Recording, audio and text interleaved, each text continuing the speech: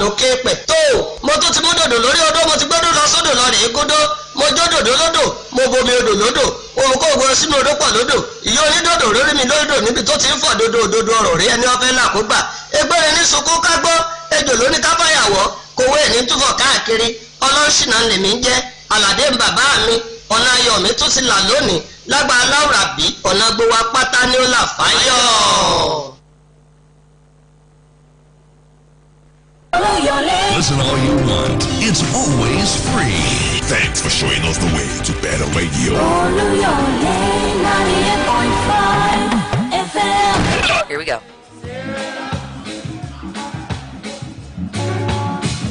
Come on and stir it up. Oh, it's a beautiful, beautiful Friday morning right here, your number one radio station, Oluyole FM 98.5. Before that, Away, you had Femi Manuel on Turning Point. A fresh edition will come your way again next Friday. This is Oluyole FM 98.5. Thank God it is Friday. PDP unshaken by defections, ready for landmark convention in Ibadan, Fintiri. Ekiti has enjoyed rapid economic growth in 3 years. Oyebanji. More of this right now on Conversation with Tola and Bimbo. You're welcome.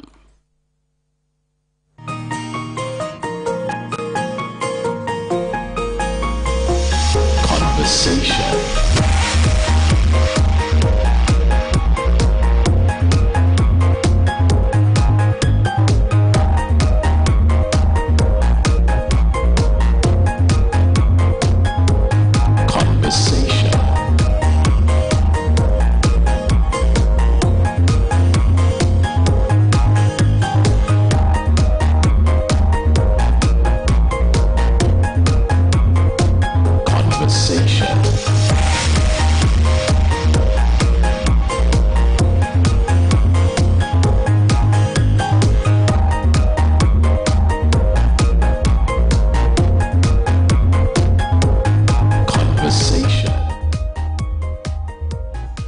A very good morning, and this is Oluyole 98.5 FM on the stables of the Broadcasting Corporation of Oyo State.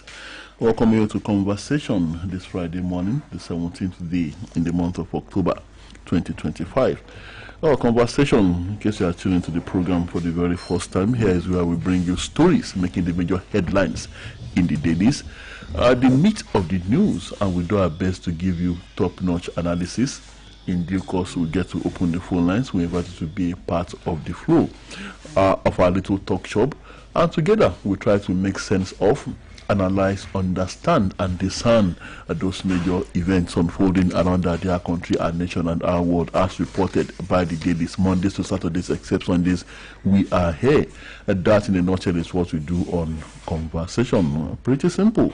Our thoughts, views, and opinions. So, what we will be sharing with you as presenters and analysts, and not the corporate views of the Broadcasting Corporation of Oyo State, and that is why the program is called Conversation. And of course, we are next working on Okogun FM 96.3. That's our sister station in Alaga in the Okogun of the state. Agility FM, Gambari, Ogbomoso on the 92.1 FM dial. No one beats our reach, no one. As we always like to tell you, all over this great state we are there. Beyond Oyo State, we are there. Beyond the shores of Nigeria, just latch on. And via the social media platform, Facebook, precisely at BCOS, and you are on to Conversation. Once again, wherever you are listening across the world, you are welcome. My name is Tola Teriba. And the program is Conversation, like Tola has already analyzed. Bimbo Akambi is my name. Conversation is the program where we give you analysis of stories making rounds around the country and across the shores of the country. Yes, today is Friday. And like Big Daddy said, thank God it's Friday. That is why Tola Teliba is clad in buba and shukutu and the cap to fit. All right, straight to the meat of the news this morning. My agenda for INEC, says Professor Amukpiton.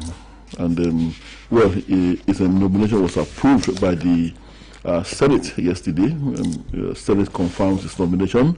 And it says improvement of logistics, electoral offences commission in imperative. Okay, Electoral Offences Commission. Now it speaks on Beavers, IREV, may consider drones for logistics. And it says credible elections will promote public confidence. And well, I was watching, I watched him yesterday appearing live before the senators, and he had a lot of ideas, very good ideas, brilliant ideas. And he said one thing, Bimbo, he said he wanted to see a Nigeria where the loser in the major electoral contest would immediately congratulate the winner and say, yes, you won this fair and square. You actually won this election fairly. He said he wanted to see a situation where post-election litigations will be reduced to the very, very barest minimum. And he wanted to see that spirit of sportsmanship among politicians. And he says this is only possible if indeed we are able to arrive at that point where we have truly free, fair and credible elections with as minimal itches as possible. So let's see. Remember, let's just take a few paragraphs from that story.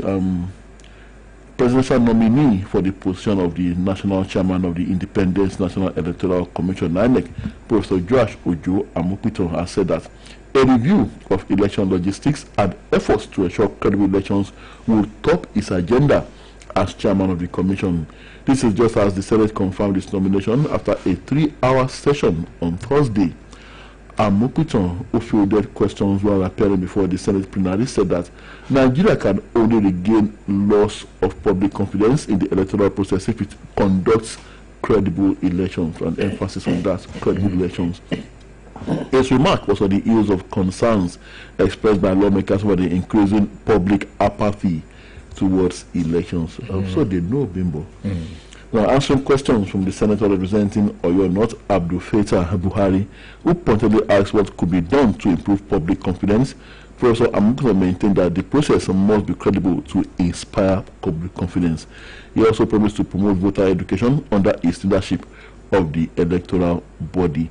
So, elections must be credible to inspire public confidence, not a legislation that would in the effort to compel people to vote, you now come up with a legislation to criminalize people who deliberately refuse to vote.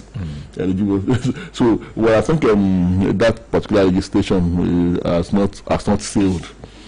So this is the right.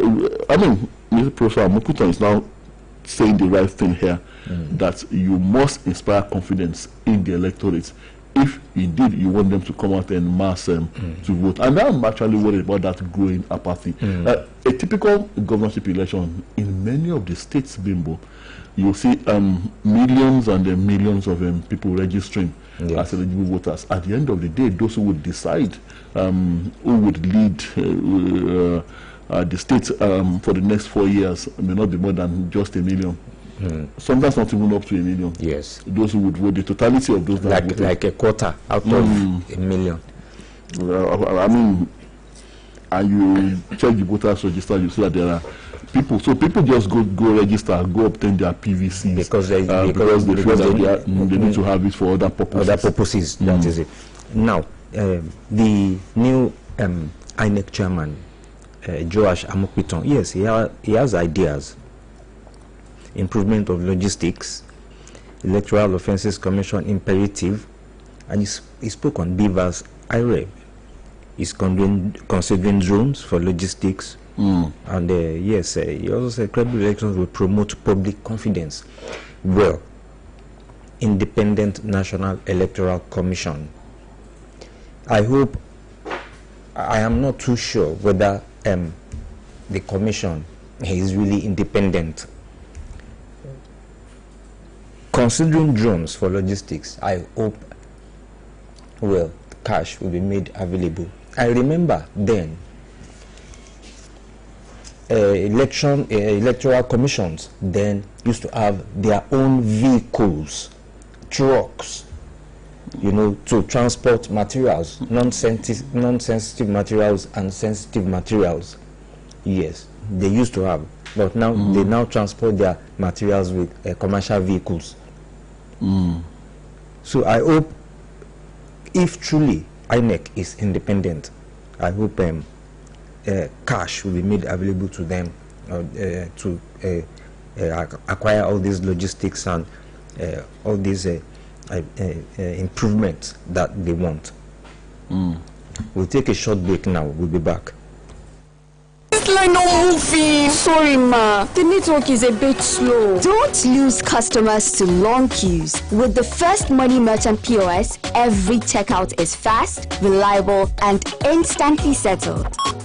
Finally, quick and easy. Get your First Money Merchant POS now on www.firstbanknigeria.com/get-your-POS or at any First Bank branch close to you. First Bank, you first.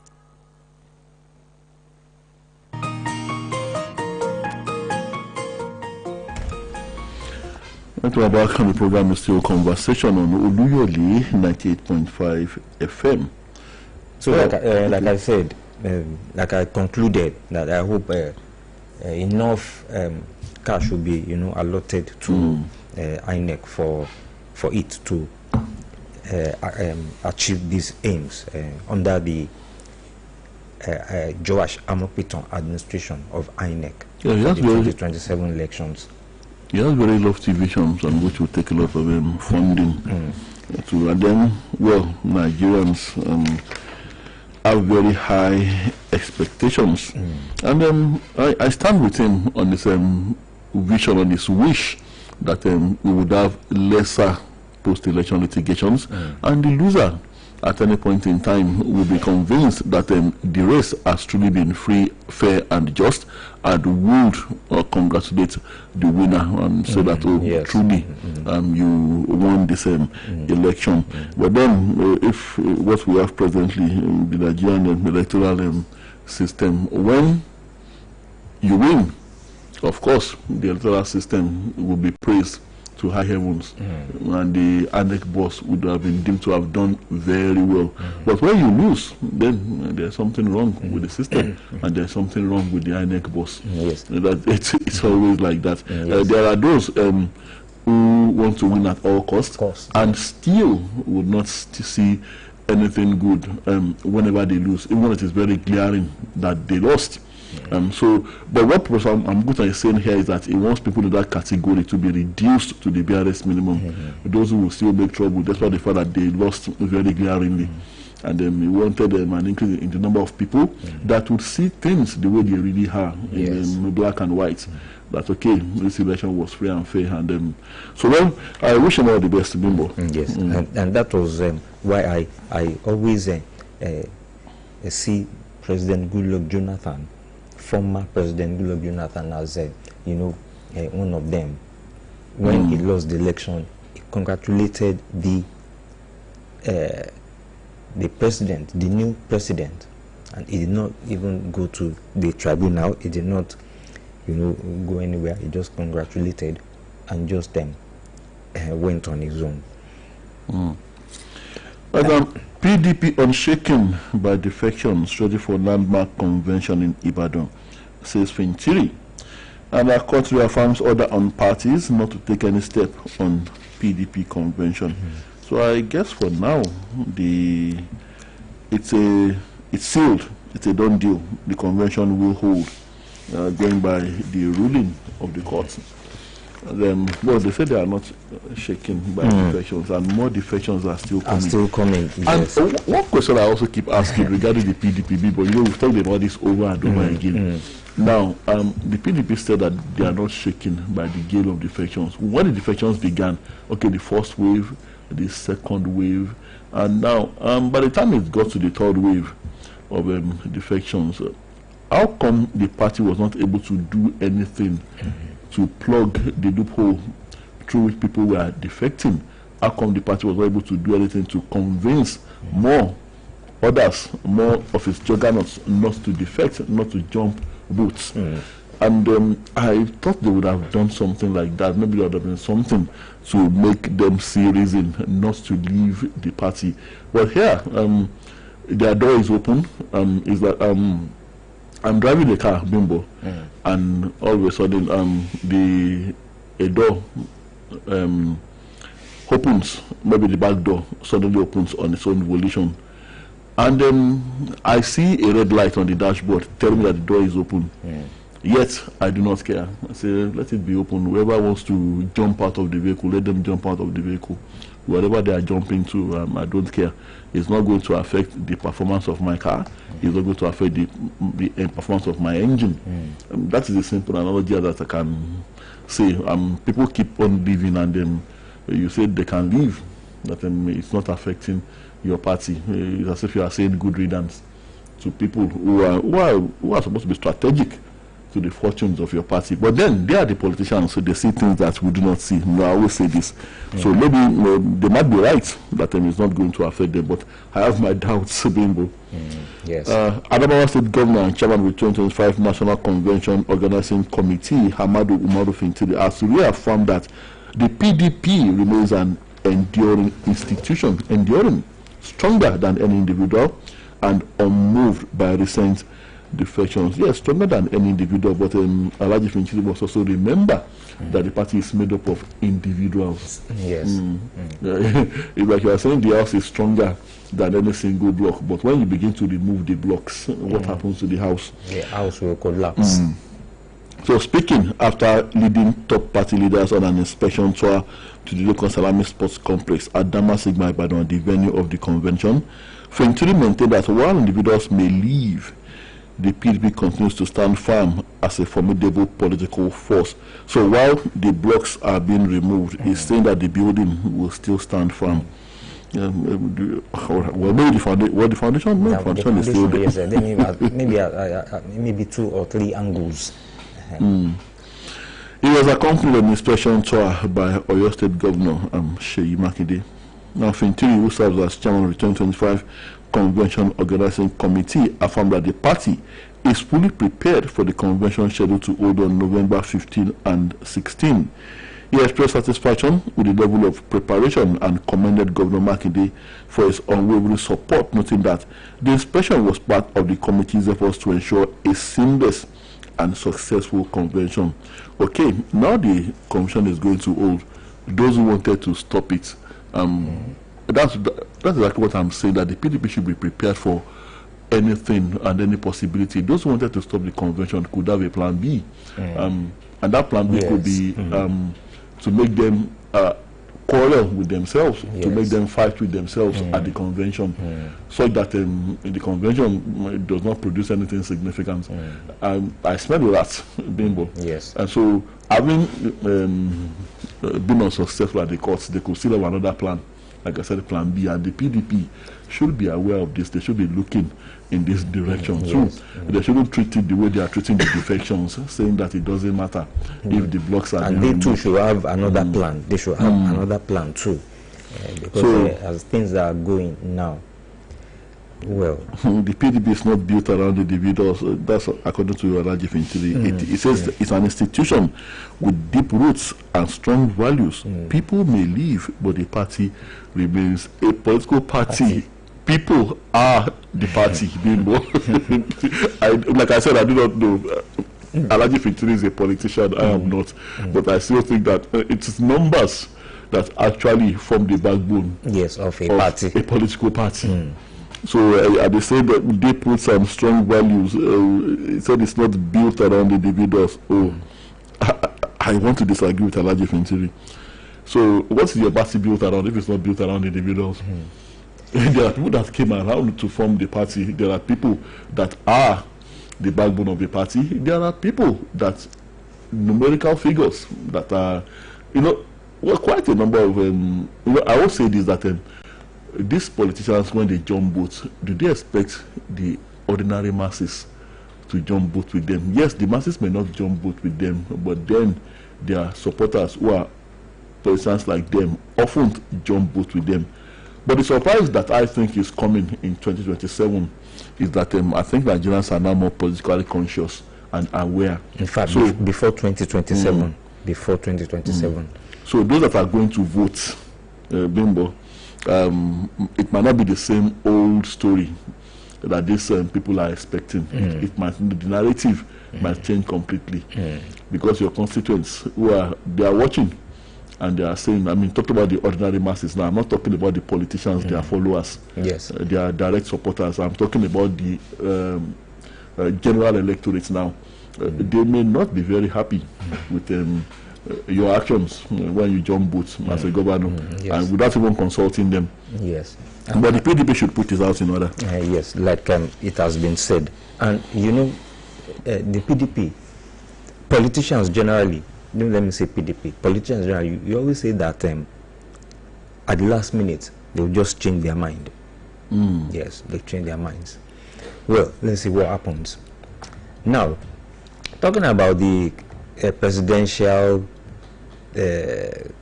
names, on the pardon list, which was announced by President, which was placed before the National Assembly and announced by the Attorney General of the Federation. President Tinubu is now under pressure. Yes. And now, there were indications on Thursday that some names on the presidential pardon list approved by the Council of State, as presented by the Attorney General of the Federation, Prince Lateef Fagbemi, may be dropped. And the development comes amid growing public outcry over the inclusion of certain high-profile and violent offenders among those pardoned by President Bola Tinubu. And the presidential pardon, usually granted to mark national occasions, was also meant to decongest prisons and promote reconciliation.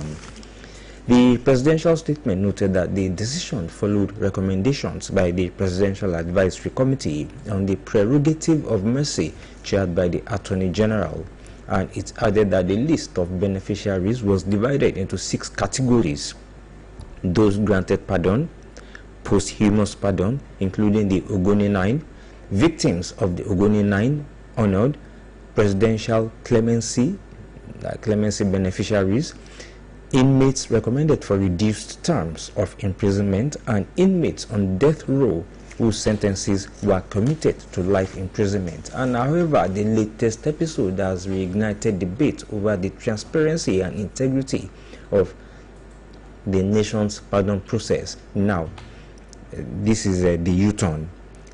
Prince Lateef Fagbemi SN clarified that the presidential prerogative of mercy recently announced by the president was still under review, had not been finalized. Yes, exactly. That's what he's saying here. I said it's not a done deal yet. And the fact that certain names appear on the list doesn't mean it will make the final granting of prerogative. But why did they announce it in the first place? Why? Well, maybe they wanted them to be transparent and to be very clear about the whole thing. It says here, the Attorney General of the Federation and Minister of Justice, Prince Lateef Fagbemi SN, has clarified that no inmates approved for clemency under the, well, he used the word approved, for clemency under the recent exercise of President Bola Tinubu's power of prerogative of mercy has been released from custody. A statement made available to newsmen on Thursday in Abuja by his media aide, Mr. Kamarudin Ogundele, signed personally by Prince Lateef Fagbemi, said the process remains at the final administrative stage, which includes a standard review to ensure that all names and recommendations fully comply with established legal and procedural requirements before any instrument of release is issued. Part of the statement reads, "It is important to note that the last stage of the exercise, after approval by the Council of State, is the issuance of the instrument for the implementation of the decision concerning each beneficiary. This stage affords an opportunity for a final look at this for remedial purposes, if any, before the instrument is forwarded to the Controller General of Corrections for necessary action." But the approval they talked about, I think, came from the Council of State.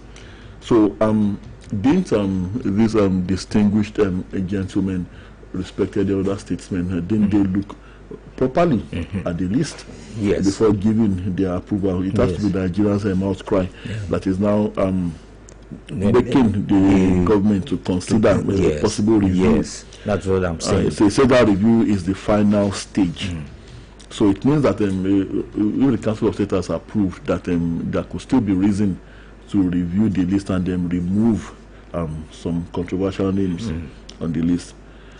Well, the Attorney General of the Federation and Minister of Justice appreciates the public's vigilance and constructive feedback which continue to strengthen institutional integrity. Well, I want to give the government and the AGF a pat on the back for this. At least they listened. Yes, they listened, yes, and they have reacted. They have reacted, unlike the immediate past administration that will not what you are saying.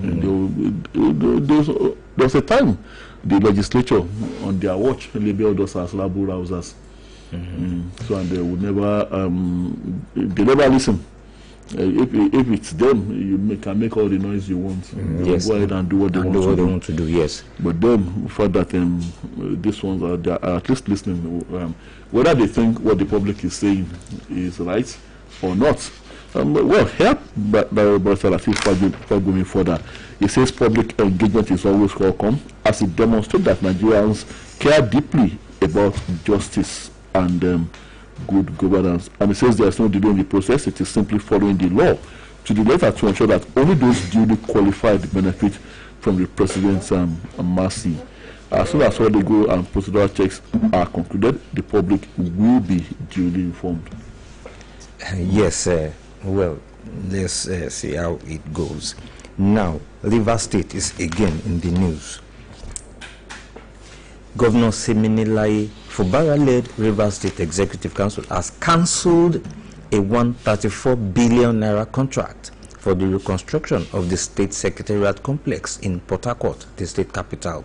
The contract awarded to the China Civil Engineering Construction Corporation during the period of emergency rule under Vice Admiral Ikot Eteibas retired was among the projects reviewed at the council's meeting on Thursday, and the council also directed the company to refund the 20 billion naira mobilization fee it had received for the project.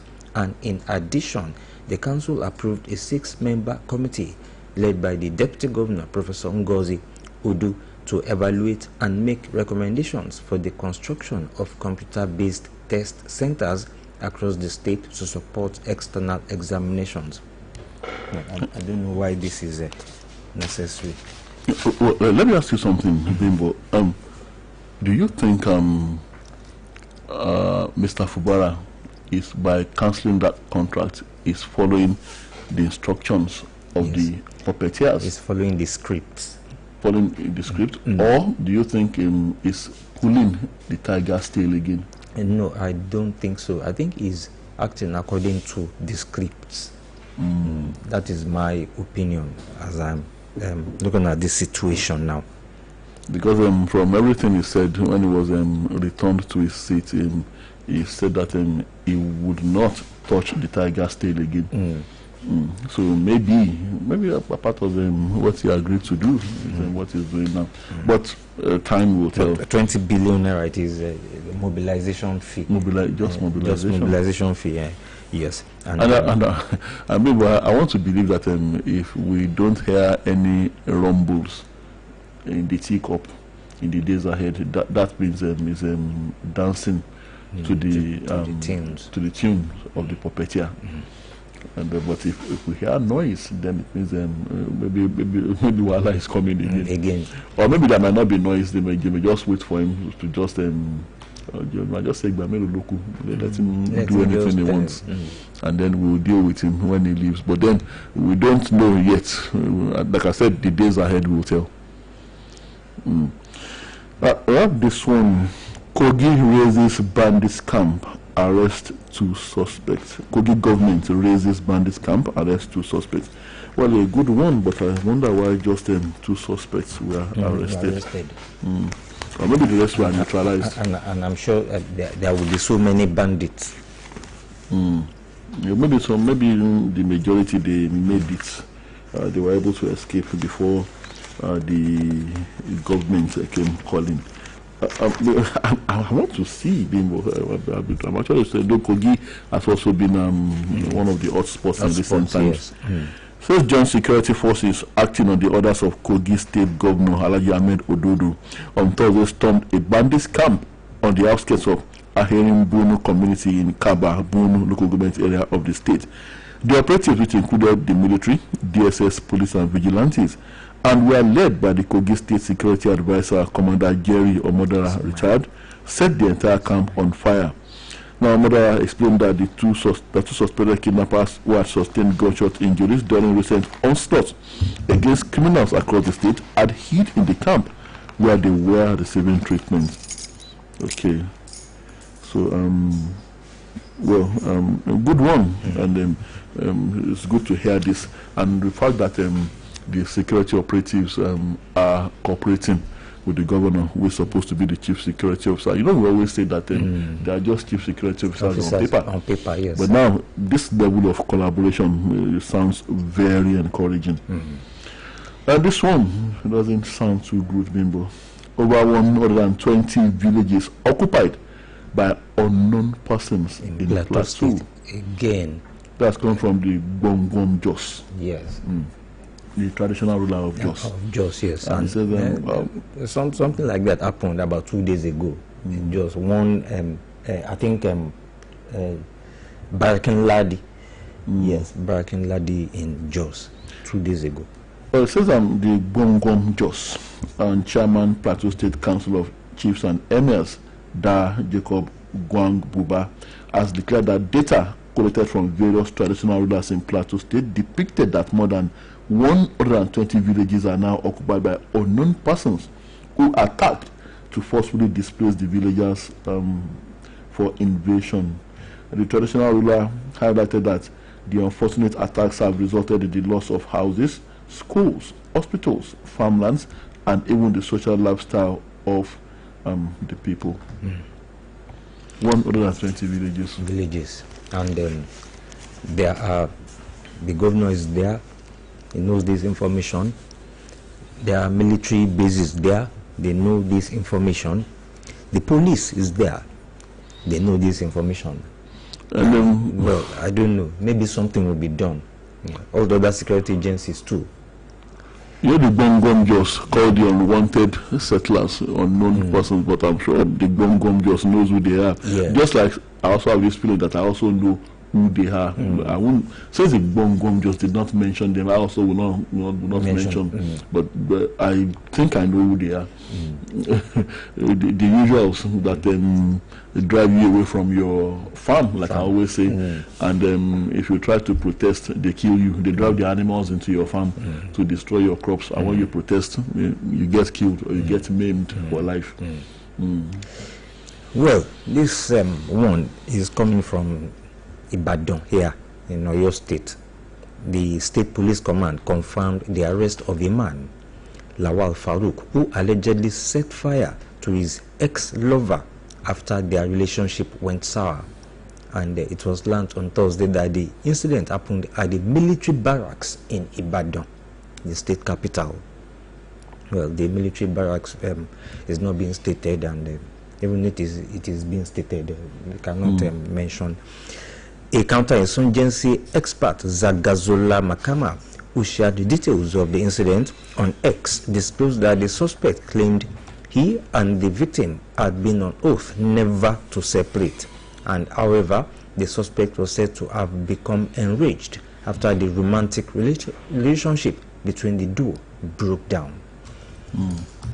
I'm sure it must have been the overbearing party in the relationship. Because if he's talking about an oath, and then maybe it was one that also pressured the young lady to engage in that. Yes. And then, well, while he was enraged by the situation, the suspect allegedly doused the victim with petrol before setting her ablaze. And following the incident, military personnel at the barracks reportedly rescued the victim and rushed her to a hospital before arresting the suspect. And, well, Makama wrote, the victim, Omolola Hassan, was reportedly doused with petrol and set on fire by the suspect, who was said to have been angered over the breakdown of their relationship. You still didn't say whether she survived the incident. Well, let me go further. Yes, well, just that she was rushed to the hospital. I'm not sure whether she survived. And I know about the second time in the last few weeks that this kind of thing will be happening in a military barracks. You know, the other time it was in another faraway state, yes, where a couple a military officer, also happens to be the regiment's doctor, the medical officer. His wife, also a health worker, a nurse. And the allegation was that the wife set her husband ablaze. They had been married for just 5 months. 5 months, yes. And they had been having issues. There were allegations that the man had been subjecting the lady to domestic violence. Yes. And well, we don't know. The man is dead now. And the woman denies that she said she didn't set him ablaze, that he kicked a bucket full of petrol while they were having their brawl. Yes. And that's how he accidentally set himself ablaze. But investigations are on now. But then the part that it also happened in the military barracks and now this again. Yes. I'm wondering what's going on. Well, the police spokesman in Oyo State, Adewale Oshifeso, has confirmed the incident, and like you said, cases of violence arising from failed romantic relationships have become increasingly frequent in Nigeria. But on 2026 Hajj, NACON meets states to review fare as Saudi Arabia reduces Nigeria's slots to 66,910. Oh, why did they do that? Well, they must have their reasons. Yes, they must have their reasons. And Nnamdi Kanu's ailment, not life-threatening, fit to stand trial, NMA tells court. Remember the time that there's the NMA to actually ascertain the state of his health. And then, his counsels were actually going on and on about the fact that he was very, very ill. And they wanted him to be granted permission to go abroad for treatment. But the enemy is now saying and confirming that he's fit to stand trial. And these pictures that were actually things may not always be exactly what they seem. But then his picture that may have been seen, it doesn't look all that ill. It doesn't look too ill for him not to be able to stand trial here in Nigeria. And Rivers government cancels 134 billion secretariat reconstruction contract awarded by Abbas. Exactly that same story. And MRA condemns INEC's exorbitant charge for information request under FOI Act.